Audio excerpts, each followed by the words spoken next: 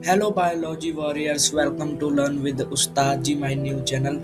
I am Ashish Gitaira and in this batch we will learn biology from basic to advanced level in the simplest and most interesting way. So let's begin our journey of learning. Students आज हम शुरू करने जा रहे हैं class 10th biology का पहला chapter life processes. इस चैप्टर में हम जानेंगे कि लिविंग ऑर्गेनिजम्स जिंदा कैसे रहते हैं, उन्हें एनर्जी कहाँ से मिलती है और उनके बॉडी के अंदर कौन कौन सी इंपॉर्टेंट प्रोसेसेस चलती हैं। सबसे पहले एक क्वेश्चन, अगर किसी चीज में मूवमेंट हो तो क्या वो लिविंग है? ऐसा जरूरी नहीं। तो फिर लिविंग ऑर्गेनिजम्स की पहचान क्या है? इसी सवाल का जवाब हमें लाइफ प्रोसेस चैप्टर में मिलेगा।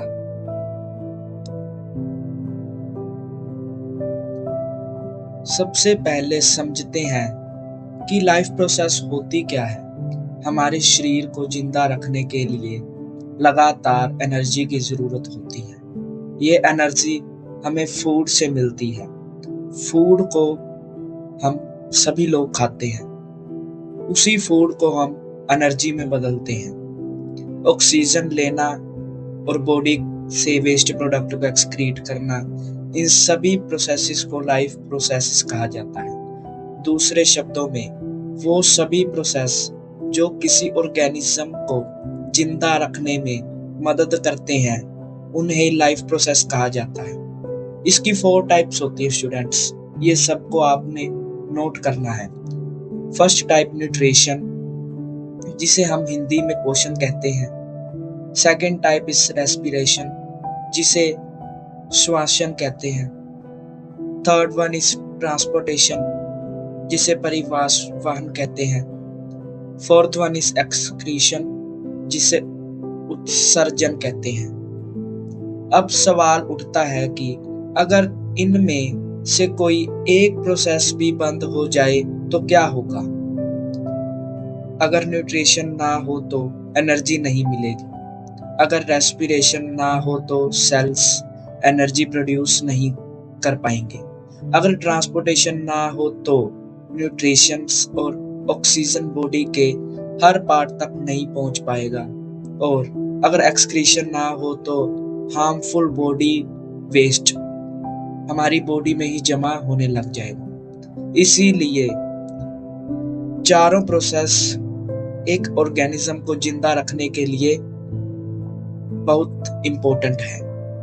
आज की क्लास शुरू करने से पहले मैं सभी बच्चों को बोलना चाहूँगा कि प्लीज़ अपना अपना नाम सभी कमेंट में लिख दें और अपना नाम के आगे जोश लिखें भी। कितने % जोश है? मैं आशा करता हूँ सभी का 100% जोश नहीं 1000% जोश होगा, क्योंकि आज मैं आपको लाइफ प्रोसेस स्टार्टिंग से पढ़ाने जा रहा हूँ। ये 1 शॉर्ट वीडियोस आपकी ये रोज आएगी, तो आप सभी मुझे सब्सक्राइब करने, अच्छी लगे तो लाइक करने, कमेंट सभी ने कर कर जाना है। तो what is life process? Life process होता क्या है? Life process are the basic function performed by living organisms. ये लाइफ प्रोसेस एक ऐसा बेसिक फंक्शन है जो सभी लिविंग ऑर्गेनिजम्स परफॉर्म करते हैं। क्यों करते हैं? अपनी लाइफ को मेंटेन करने के लिए। ये प्रोसेसेस सभी के लिए बहुत इम्पोर्टेंट है। जितने भी लिविंग ऑर्गेनिजम्स हैं, for examples animals, birds, insects, human beings है, उन सभी को लाइफ प्रोसेस करना बहुत इम्पोर्टेंट है। Why it is important? They are essential for the survival of all living organisms. जैसा कि अभी मैंने आपको बताया कि ये सभी लिविंग ऑर्गेनिजम्स के लिए बहुत इम्पोर्टेंट है। They help in maintaining proper body function and overall health. ये हमारी बॉडी के फंक्शंस परफॉर्म करते हैं और हमारी पूरी हेल्थ को मेंटेन करते हैं। फॉर एग्जांपल ट्रांसपोर्टेशन में हमें हार्ट पढ़ाया जाएगा। हार्ट के अंदर क्या होता है? हार्ट हमारी ब्लड को पूरी बॉडी के अंदर पंप करता है, जिसकी हेल्प से हमारी पूरी बॉडी में ब्लड का फ्लो रेगुलेट होता है। Okay, they enable growth, development and reproduction. हमारी ग्रोथ, डेवलपमेंट एंड रिप्रोडक्शन में भी हेल्प करता है। They help organisms adapt to changes in their environment. ये हर ऑर्गेनिजम्स को हेल्प करता है कि इन्वायरमेंट में जो जो चेंजेस आ रहे हैं उससे कैसे हमें अडेप्ट करना है।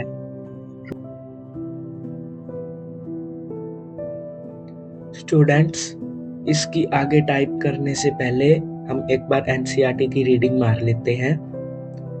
When we walk or ride a bicycle, we are using up energy.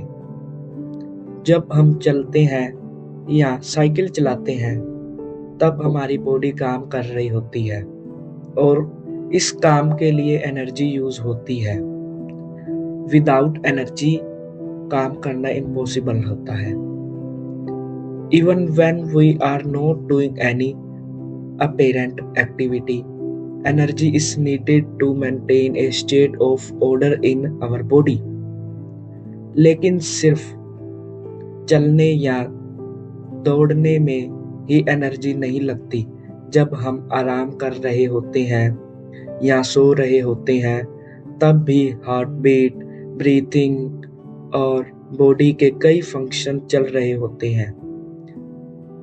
इन सब के लिए एनर्जी चाहिए होती है। ये सब भी एनर्जी से ही वर्क करते हैं। We also need materials from outside in order to grow, develop, synthesize protein and other substances needed in the body. Body को सिर्फ एनर्जी ही नहीं बल्कि ग्रोथ और डेवलपमेंट के लिए भी मटेरियल्स चाहिए होते हैं, जैसे प्रोटीन, विटामिन और मिनरल्स जो हमें फूड से मिलते हैं।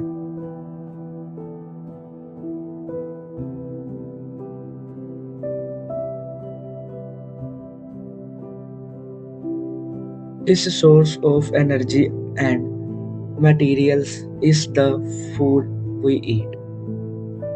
ये एनर्जी और बॉडी को बनाने वाला मटेरियल हमें फूड से मिलता है। इसीलिए फूड हमारे लिए बहुत इम्पोर्टेंट है। How do living things get their food? अब सवाल आता है कि अलग अलग लिविंग ऑर्गेनिजम्स अपना फूड कैसे प्राप्त करते हैं। The general requirement for energy and materials in common in all organisms but it is fulfilled in different ways. Energy और न्यूट्रिएंट्स की जरूरत सभी ऑर्गेनिजम्स को होती है, लेकिन हर ऑर्गेनिजम्स इन्हें प्राप्त करने के तरीके अलग अलग यूज करते हैं।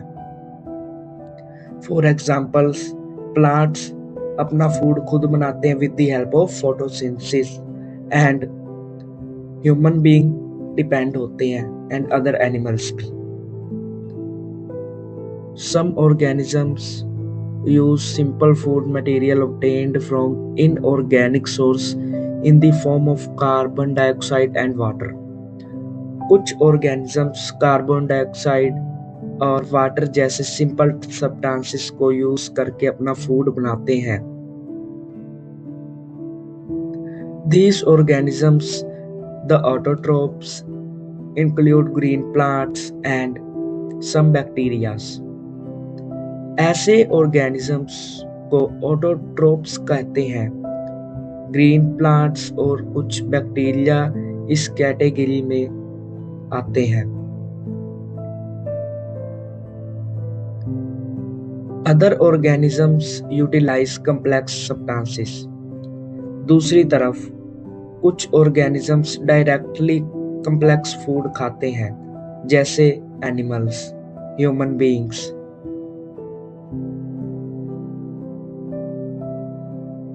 These complex substances have to be broken down into simple once before they can be used for the upkeep and growth of the body. ये कम्प्लेक्स फूड बॉडी सीधा यूज नहीं कर सकती, इसीलिए इसे पहले सिंपल सब्सटेंस में तोड़ा जाता है ताकि बॉडी यूज कर सके। To achieve this, organisms use biocatalysts called enzymes. Food को तोड़ने का काम एंजाइम्स करते हैं। एंजाइम्स स्पेशली बायोलॉजिकल केमिकल्स होते हैं जो डाइजेशन में हेल्प करते हैं।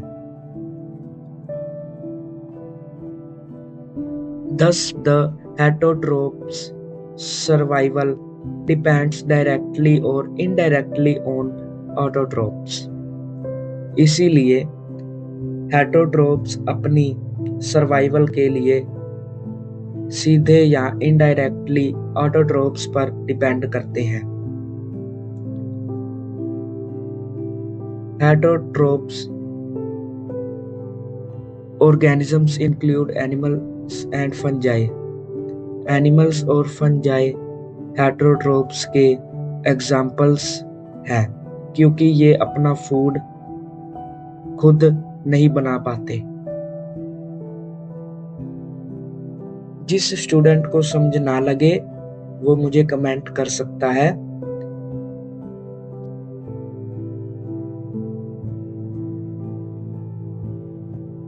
अब हम इसकी टाइप्स करेंगे। Nutrition, respiration, transportation and last one is excretion. ये सब लाइफ प्रोसेस के मेन प्रोसेसेस, बेसिक प्रोसेसेस होते हैं। सिंपल समझ लो, लाइफ प्रोसेस जीवित प्राणी के अंदर होने वाली जरूरी क्रियाएं हैं। अब हम न्यूट्रिशन का रोल देखते हैं। ये फूड लेता है और उसको एनर्जी में कन्वर्ट करता है। रेस्पिरेशन एनर्जी रिलीज करता है। ट्रांसपोर्टेशन बॉडी में सब्सटेंसेस का आना जाना बनाए रखता है। एक्सक्रीशन वेस्ट प्रोडक्ट को बाहर निकालता है। ये सब प्रोसेसेस लिविंग ऑर्गेनिजम्स के लिए बहुत इम्पोर्टेंट है। क्या सभी स्टूडेंट्स को लाइफ प्रोसेस की इंट्रोडक्शन समझ आ गई? अगर आ गई है तो सभी बच्चे कमेंट में यस लिखकर थम्स अप का इमोजी डालेंगे। हम आगे न्यूट्रिशन शुरू करने जा रहे हैं। सबसे पहले व्हाट इज न्यूट्रिशन?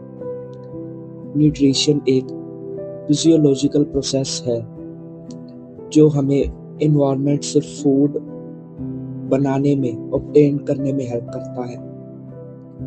एंड यही फूड हमें वेरियस लाइफ प्रोसेस की यूटिलाइजेशन में भी हेल्प करता है।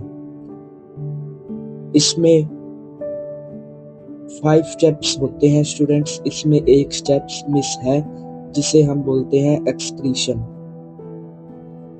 सबसे पहला स्टेप होता है इंजेशन, दूसरा डाइजेशन, तीसरा absorption and fourth one is assimilation and last is excretion. It provides the essential energy and materials required for growth, tissue repair, maintaining body functions and all cellular activity. ये हमें material require for growth, हमारी growth, tissues के repair के लिए, maintaining body function के लिए and all cellular activities में essential energy provide करता है। For example food like milk, pulses, vegetables are source of nutritions like carbohydrates, proteins and vitamins etc. Autotrophic nutrition में क्या होता है?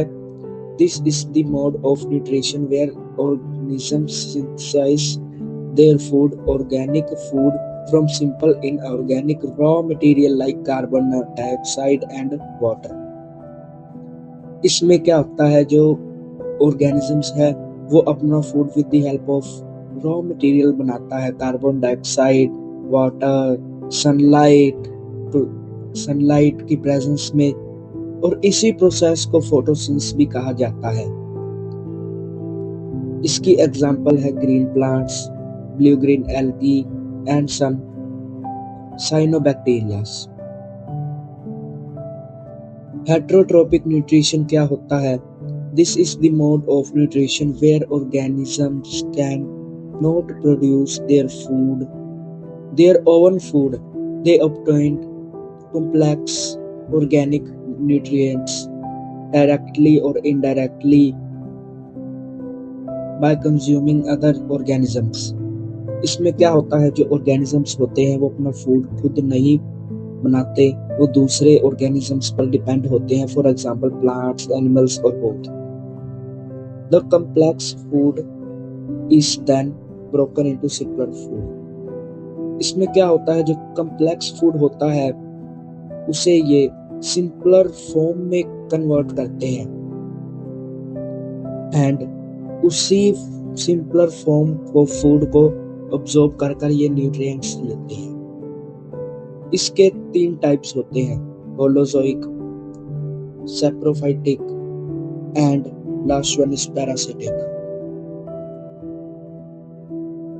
सबसे पहले हम होलोजोइक न्यूट्रिशन पढ़ेंगे, जो कि हेटेरोट्रोपिक की टाइप है।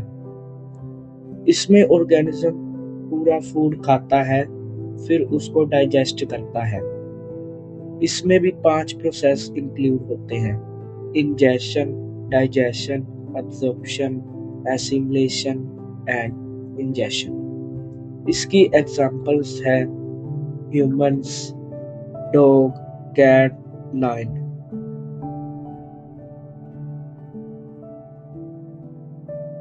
इसमें क्या होता है, ऑर्गेनिज्म खाना खाता है और अपनी एनर्जी बनाता है। Second type is saprophytic nutrition.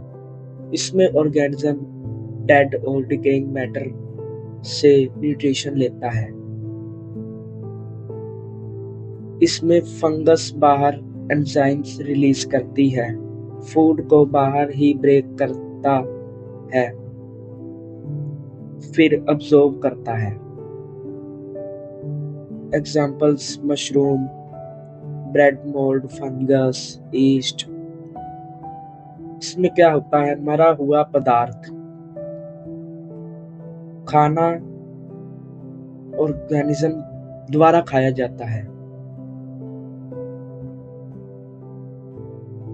अब पैरासिटिक न्यूट्रिशन में क्या होता है, इसमें ऑर्गेनिजम्स दूसरे लिविंग ऑर्गेनिजम्स के बॉडी पर या अंदर रहकर उसका फूड लेते हैं। होस्ट को नुकसान होता है। एग्जाम्पल्स टेपवर्म, लाइस, प्लाज्मोडियम कस्कट्टा। सिंपल भाषा में कहें तो दूसरों के ऊपर जीना और उसका खाना चुरा लेना। क्या इतनी बात सभी बच्चों को समझ आई? ऑटोट्रोपिक न्यूट्रिशन की आगे फर्दर 2 टाइप्स होती है। First is photosynthesis and second one is chemosynthesis. Photosynthesis जैसा कि आप सभी को पता है, ये एक ऐसा प्रोसेस होता है जो ग्रीन प्लांट्स के द्वारा यूज किया जाता है। इसमें क्या होता है, रॉ मटेरियल, क्लोरोफिल, सनलाइट का यूज होता है और इसकी हेल्प से जो प्लांट है वो अपना फूड प्रिपेयर करते हैं एंड ऑक्सीजन हमें देते हैं। इसकी आपको रिएक्शन लर्न करनी है एंड एग्जांपल्स जो है green plant, blue green algae, cyanobacteria, ये लर्न करना है। सेकंड है कीमोसिंथेसिस। इसमें क्या होता है, जो ऑर्गेनिज्म की जो सिंथेसिस होती है फूड की, वो इनऑर्गेनिक केमिकल की हेल्प से होती है। इसमें इनऑर्गेनिक केमिकल्स का यूज किया जाता है फूड बनाने के लिए। इसमें सनलाइट रिक्वायर नहीं होती। इसकी एग्जांपल्स इंपॉर्टेंट है। Some specialised deep sea bacteria, sulphur bacteria, nitrifying bacteria etcetera. ये इंपॉर्टेंट है, ये आपको लर्न करनी है। स्टूडेंट्स, ये डायग्राम आपको अपनी बायोलॉजी के नोटबुक पर बना लेनी है, ये इंपॉर्टेंट है। नेक्स्ट जो हमारा टॉपिक है स्टोमेटा। स्टूडेंट्स, प्लांट को भी फोटोसिंथेसिस के लिए कार्बन डाइऑक्साइड की जरूरत होती है, लेकिन सवाल ये है कि प्लांट कार्बन डाइऑक्साइड लेता कैसे है। प्लांट की लीव्स की सरफेस पर बहुत छोटे छोटे पोर्स होते हैं जिन्हें स्टोमेटा कहा जाता है। इन्हीं पोर्स के थ्रू कार्बन डाइऑक्साइड प्लांट के अंदर जाती है और ऑक्सीजन बाहर निकलती है। स्टोमेटा सिर्फ गैसेस एक्सचेंज के लिए ही नहीं होते, बल्कि इनके थ्रू वाटर वेपर्स भी बाहर निकाला जाता है। इस प्रोसेस को ट्रांसपीरेशन कहा जाता है। स्टूडेंट्स, अब आप फिगर्स में देखेंगे, यहाँ दो गार्ड सेल्स दिखाए गए हैं। इनके बीच में स्टोमेटल पोर होता है। फिगर ए, स्टोमेटा ओपन है। गार्ड सेल्स में जब पानी बाहर जाता है तो ये फूल जाते हैं और स्टोमेटल पोर बिल्कुल खुल जाता है। इससे कार्बन डाइऑक्साइड आसानी से प्लांट के अंदर जा सकती है। फिगर बी में स्टोमेटा क्लोज्ड है। जब गार्ड सेल्स से पानी निकल जाता है तो यह बिल्कुल सिकुड़ जाते हैं और प्लांट स्टोमेटल पोर बंद हो जाता है।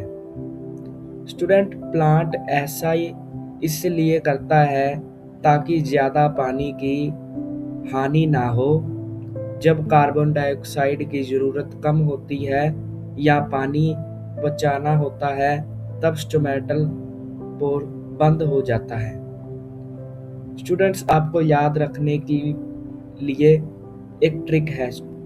गार्ड सेल जब स्वेल होगा तो स्टोमेटल पोर ओपन होगा, guard cell shrink, stomata close. इसी तरह स्टोमेटा में गैसेस एक्सचेंज और वाटर लॉस का प्रोसेस करते हैं।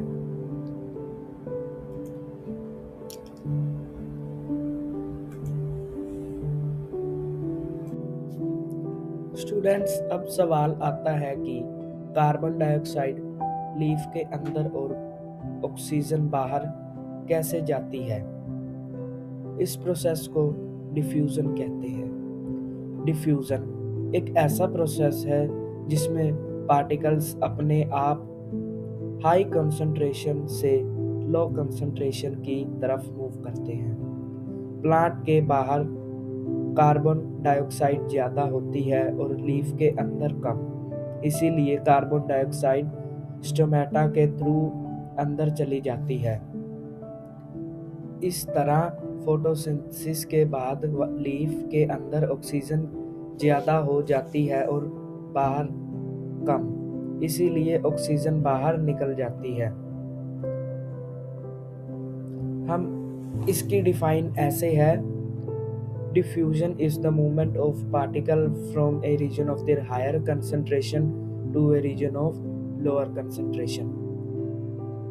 अब जब कार्बन डाइऑक्साइड डिफ्यूजन के थ्रू लीफ के अंदर पहुंच जाती है, तब प्लांट उसके यूज करके फूड बनाता है। इसी प्रोसेस को फोटोसिंथेसिस भी कहते हैं। कौन है? स्टूडेंट्स, अब हम एक माइक्रोस्कोपिक ऑर्गेनिजम्स जिसे हम अमोएबा कहते हैं उसके बारे में पढ़ेंगे। अमोएबा एक यूनिसेलुलर ऑर्गेनिजम्स है, यानी अमोएबा सिर्फ वन सेल से बना होता है जिसे यूनिसेलुलर कहते हैं, और जो एक से ज्यादा सेल्स का बना होता है उसे मल्टी सेलुलर ऑर्गेनिजम्स कहते हैं। इसके 5 स्टेजेस आते हैं। सबसे फर्स्ट स्टेज है इंजेशन, मतलब खाना को इनटेक करना बॉडी में। स्टूडेंट्स, न्यूट्रिशन का पहला स्टेप होता है इंजेशन। इंजेशन का मतलब होता है taking food into the body.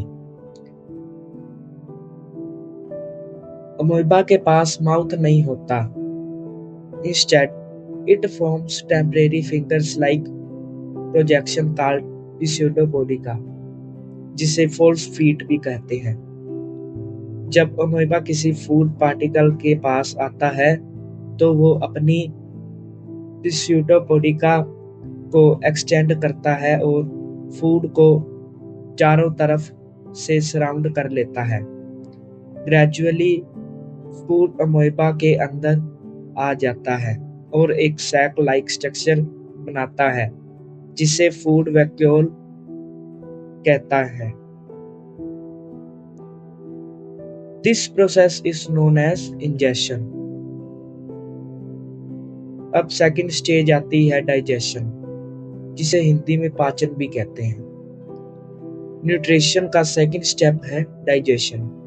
Digestion का मतलब होता है breaking down complex food into simple substances. Food vacuole के अंदर डाइजेस्टिव एंजाइम्स रिलीज होते हैं। This enzymes break the complex food into simple soluble substances. ये प्रोसेस फूड को अब्सॉर्ब होने के लिए प्रेपर करते हैं। इसका इम्पोर्टेंट पॉइंट है digestion in amoeba take place inside the food vacuole. Stage 3 absorption, जिसे अवशोषण भी कहते हैं। अब आती है थर्ड स्टेज, जिसे अब्जॉर्प्शन कहते हैं। इसका मतलब होता है the movement of digested food into the cytoplasm. जब फूड डाइजेस्ट हो जाता है तब न्यूट्रिएंट्स फूड वैक्यूल की मेम्ब्रेन को क्रॉस करके साइटोप्लाज्म में एंटर कर जाते हैं। Now the nutrients become available for cellular activities. Remember, digested food enters the cytoplasm during absorption. अब हमारी फोर्थ स्टेज आती है एसिमिलेशन, जिसे उपयोग भी कहते हैं। ये फोर्थ स्टेप है assimilation. Assimilation means utilization of absorbed nutrients by the cell. Absorbed nutrients are used to produce energy, for growth, for repair, for maintenance of life processes. यानी जो फूड अब्सॉर्ब हुआ था अब वो बॉडी के काम आता है। This process is known as assimilation. Stages 5 Egestion, इसे हिंदी में कहते हैं मल त्याग। न्यूट्रिएशन का लास्ट स्टेप है egestion. Egestion means removal of undigested food from the body.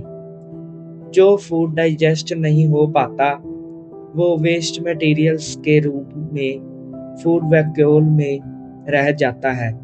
Food vacuole cell membrane के पास मूव करती है और वेस्ट को बाहर रिलीज कर देती है। This process is known as ingestion. इसका कंप्लीट आपको एक फ्लो चार्ट बनाना है, जिसमें क्या होता है फूड पार्टिकल लिखना है सबसे पहले, नीचे एरो डालना है इजेशन, फिर नीचे एरो डालना है डाइजेशन, फिर नीचे एरो डालना है अब्जॉर्प्शन, फिर नीचे एक एरो डालना है एसिमिलेशन, फिर नीचे एरो डालना है इजेशन। इसे सभी स्टूडेंट्स को अपनी नोटबुक पर बनाना है। स्टूडेंट्स, अगर आपको ये मेरी वीडियो अच्छी लगी हो तो लाइक करना, चैनल को सब्सक्राइब करना और इस वीडियो को ज़्यादा से ज़्यादा शेयर करना, ताकि वे सब बच्चे पढ़ पाएं बैच नहीं ले सकते। धन्यवाद। और अगली video life process animal nutrition जल्द ही आ जाएगी। थैंक्स।